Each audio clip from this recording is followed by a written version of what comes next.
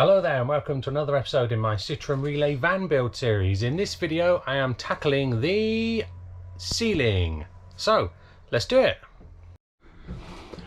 Okay, so I've actually completed most of the panels. There's just one at the front to do, which I'm going to show you, but let's start at the back here. So this is the rear max fan, and the sort of cover, the shroud is on there now. And one thing I quite liked is at the back here, the Solway panel bit above the door, the ceiling boards just tucked underneath there nicely all the way along there. Look, so that was a good job and nice and neat. So I didn't need to put any timber and any faffing about at the back there. That sits up there just lovely. And then moving forward, we've got our joining strips here. These are the ones that come from Morland's, which is where I got the ceiling boards from, and that's the ones that they do in a pack of 10. So one pack has been more than enough to do all of this. These cables through here are where the puck lights are going to be eventually when we cut those holes out. And then moving along, there's the hole for the micro hecky where the shower is going to be. I've ordered and I'm waiting for the sort of adapter piece, the extension to go in there to do that before I can put the cover on, because obviously I don't want to push that up and bend all that. That'll look rubbish. And then moving forward, we have the TV aerial mast here, which will be inside the cupboard above the seat there eventually when that's built. The max fan at the front, again, just need to put a little piece of timber in there all the way around to take up that slack, and then I can put the cover there. And I have the one piece at the front here left to do. Now, insulation wise in my ceiling, you're probably thinking, what on earth is all that? Well, let me explain. What I've done is, rather than use PIR board or the recycled bottle insulation, because that was far too thick to go in this ceiling, what I've done is I've used some of this multifoil quilt, and this string that I've got here, what I've done is the wooden sort of cross members that are fixed up in there, that this is all screwing to, I've just stapled those and just zigzag my way across, and then the multifoil insulation is sat down on there, and that, although you can't see it, is creating just a very tiny air gap on the other side of that. So that's going to work really well for me, I think. And if I come to the end here and just pull this down, you can see the multifoil insulation and all the loads and loads of layers in there. Look. So that is my method of doing the insulation on the roof. I've never seen anyone use multifoil blanket before, so I'm not sure whether that's going to be a good idea or a bad idea. I'd be interested in your thoughts on that in the comments down below. But I didn't like the idea of the PIR board because I already had my closed cell foam, which you can see on the side walls here, stuck on the roof. So it was going to be very difficult to get those sort of stick pins in there to hold the PIR board up, and the recycled bottle insulation was far too thick, so that wasn't really a tangible option.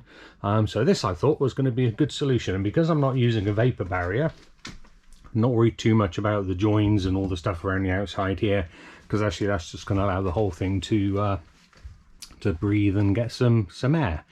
And using it as it's a double whammy really, because obviously is a very, very good radiant barrier both on the inside and from the outside, and because we're managing to maintain that tiny little air gap above that, the radiant barrier side of things in that is going to work very well. Right, let's get this final piece up and show you how we do that.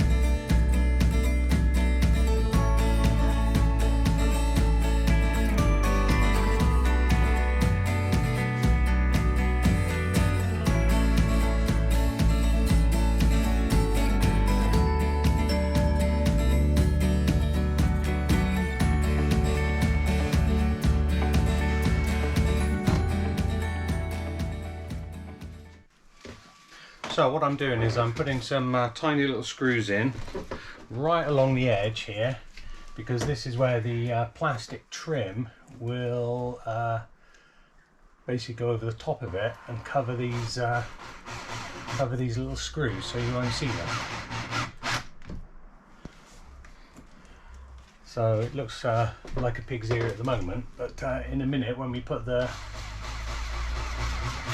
trim on, you won't see any of these at all.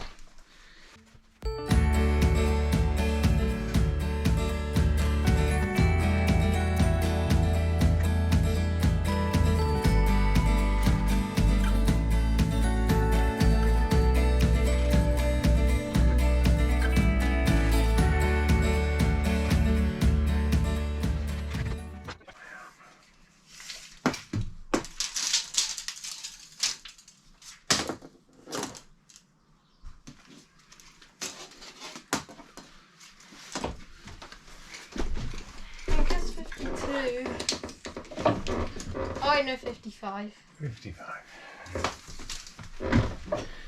Right, and young Harry here is the trim basher.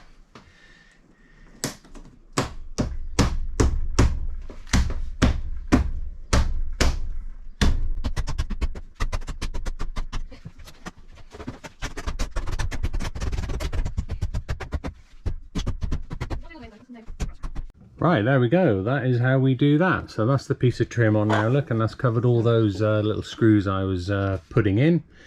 And that's quite nice. And there's the cables for the puck light.